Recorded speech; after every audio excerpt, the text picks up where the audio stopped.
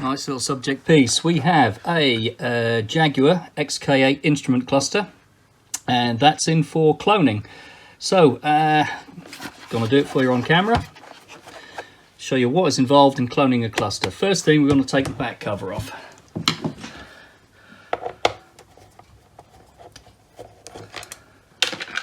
So, you've got to whip out the torque screws.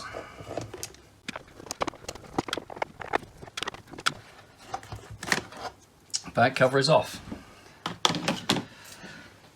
The processor we need to get to is on the other side of this board. So we've got to take the front cover off. We've got to take the circuit board off the front cover. That's the motor's a little bit strange on this. All we have to do, and nice and easy, we have to unclip these, well, they 4 connectors there that power the motors. I'm gonna have to get myself a little tool to do these with.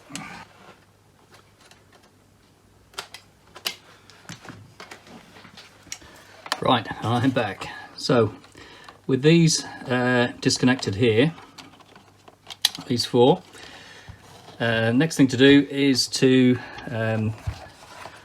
unplug this connector here, the ribbon for the mileage display. That just comes up, and then circuit board.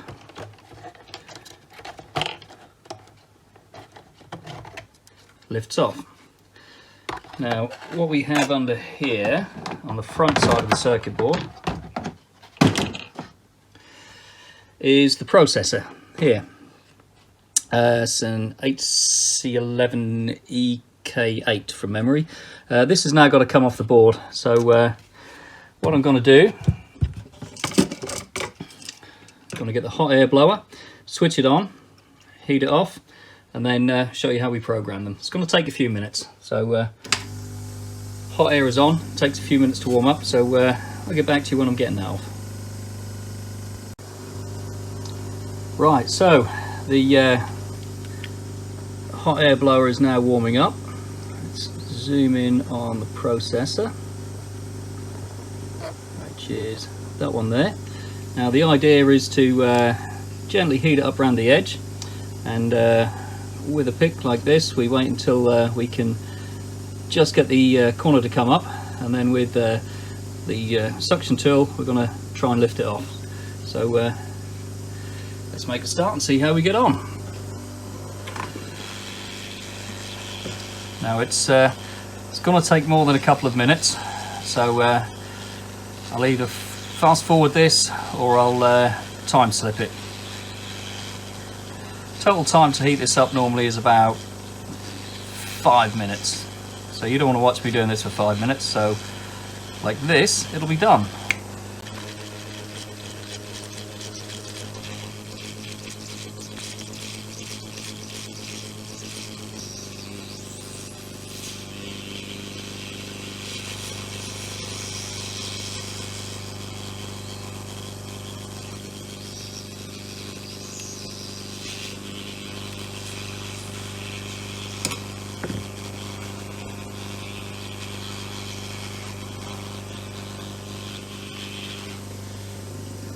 Okay, this is the processor removed from the board. I'm going to set that aside, get out a programming tool and install this into the programming tool and read the data.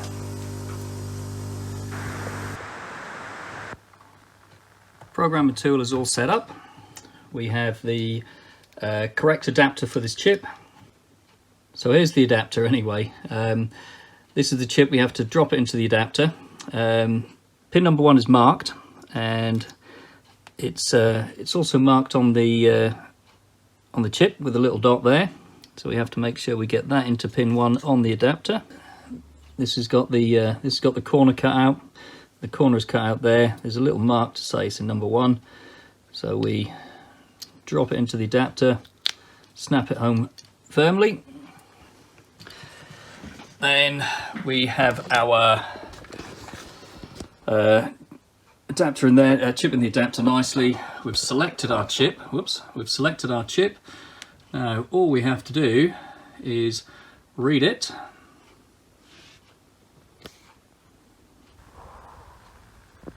And there is our data. So what we're going to do now, we're going to verify the read.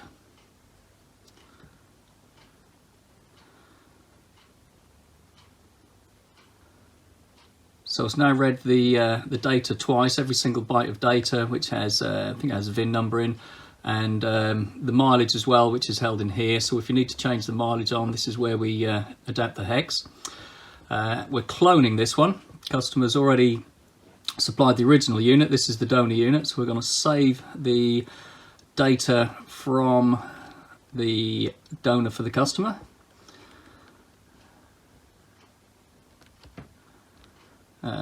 This is a donor read, and it's verified, so that can be saved now. So next thing to do is to open up the original file, which is the verified read here. And we have to select the chip again, which is old Motorola HC11 KS8, and we just program what's called the EEPROM section. So we're going to reprogram this chip and see if that data goes in.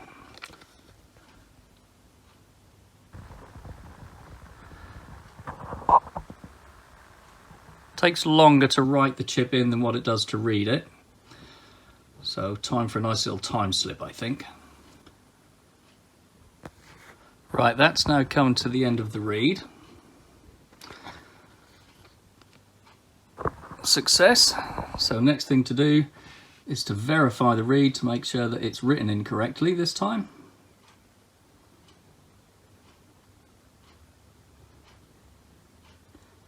Success. As we can see, everything is verified there. So now what we need to do is take the chip back out of the adapter and solder it back onto the board. Right, to get the chip out of the adapter, you don't force anything in there. There is a Pacific tool for it. Very Pacific tool. Pacific tool. So that goes into here, and with a little squeeze and a little wriggle, chip comes out of the adapter, no damage to it. So now what we've got to do is to solder this back onto the board. So let's see if I can get that on camera. Right, before we can do any soldering, we've got to get rid of the old solder off the board here. And with that, we are going to use solder wick. I'd normally have my extractor on and not breathe these fumes in, but it makes a lot of noise, and that doesn't sound good on the video, so I'm just going to give myself a nasty lung condition for you.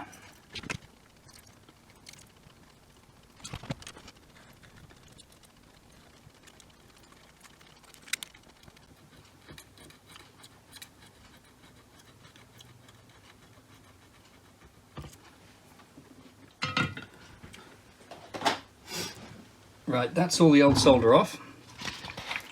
Now time to clean with a little bit of IPA alcohol.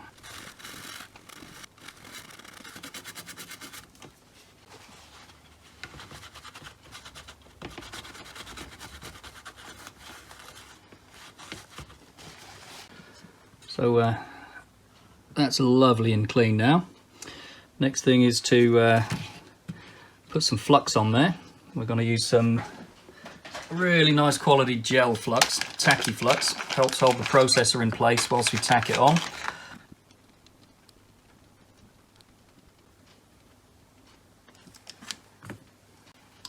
Right, the next job is really accurate. I'm going to take a bit more time doing this. We've got to put the processor back on the board in exactly the right spot, so all of these legs line up with all of the pads. I'm going to tack it into place first, and then I'm going to see if we can get some good soldering shots.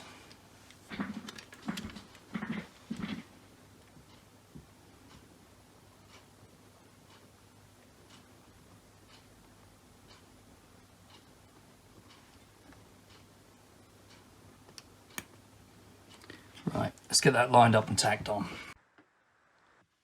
Okay, I've got the four corner legs tacked on. Next job is to see if I can get some good light on this to get the camera shot. Probably best without any artificial light. So we're gonna do some drag soldering on this. And again, I don't have my extractor fan on, so it's going to be a bit fumy. And I'm trying to do this through a camera lens, which that's novel. Not sure if I can see this. I might have to get my lens in the way, and I can just see around this camera. I'm going to start at this end, and we're going to see if we can drag solder it along.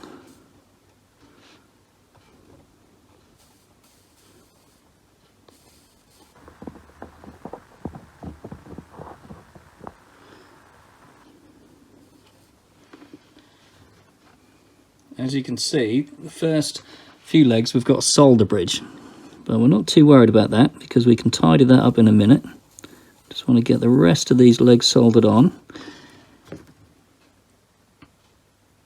and then we can tidy it up.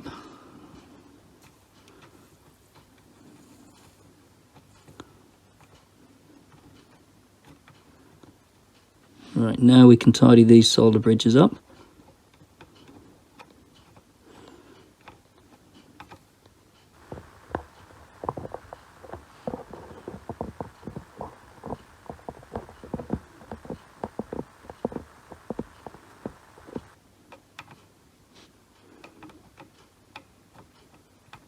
It's a lot easier without a camera in the way. If it's scruffy, we add some more flux. This time we're adding a liquid flux. And we tidy them up.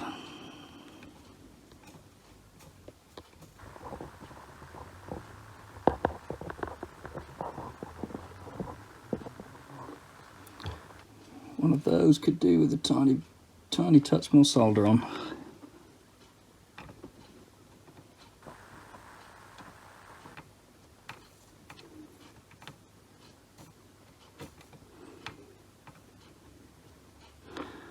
Right, that's okay. Now we're going to move on to the next side.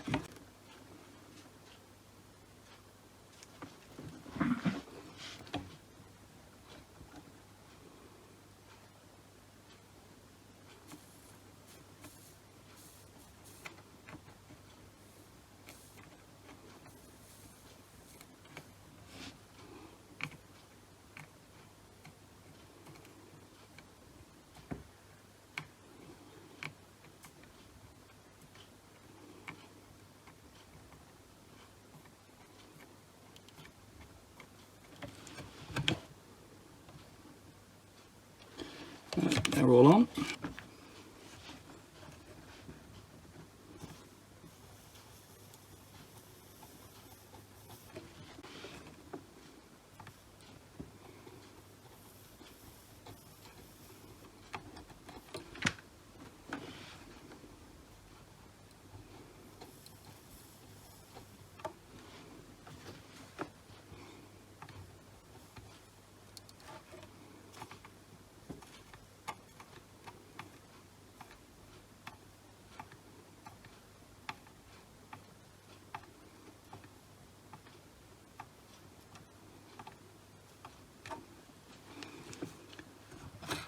And the last side.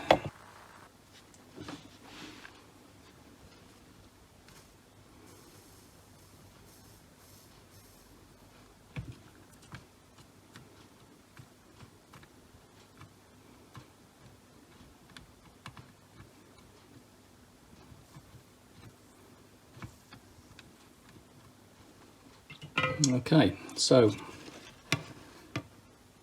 that is now soldered on.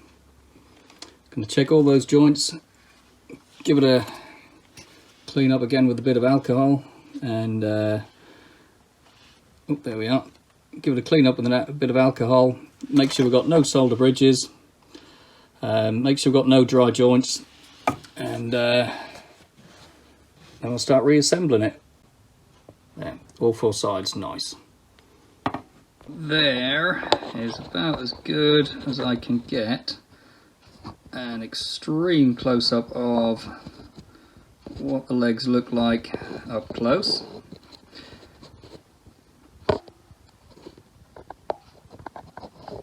You can see there's no solder bridges, and all of the legs are soldered down nicely. Nope. Yeah, no solder bridges. All the legs are soldered down nicely.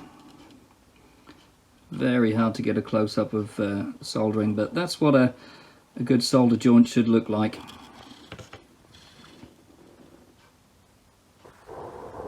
Nice and shiny. Good contact surface area on the toe and the heel and everything of the legs. So now what I've got to do is put it back together. If you need to replace an instrument cluster on any make of vehicle, simply click onto ecuconnection.co.uk.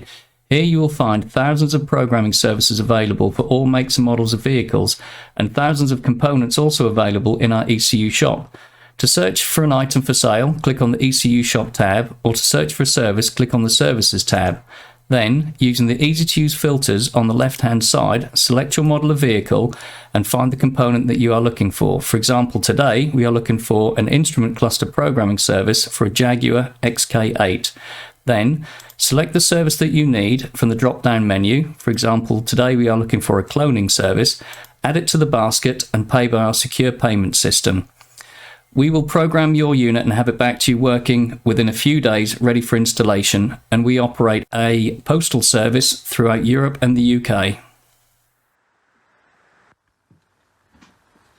So, reassembly is nice and simple. We have to pop the circuit board back on.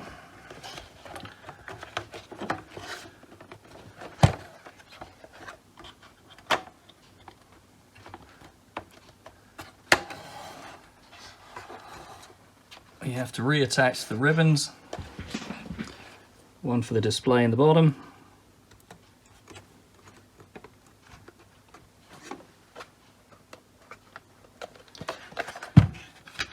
the four on the top for the motors,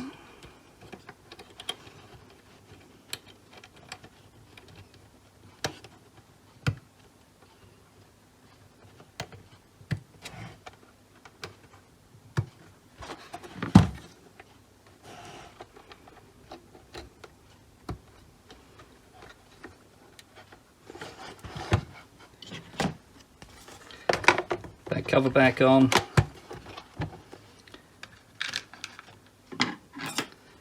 screws back in,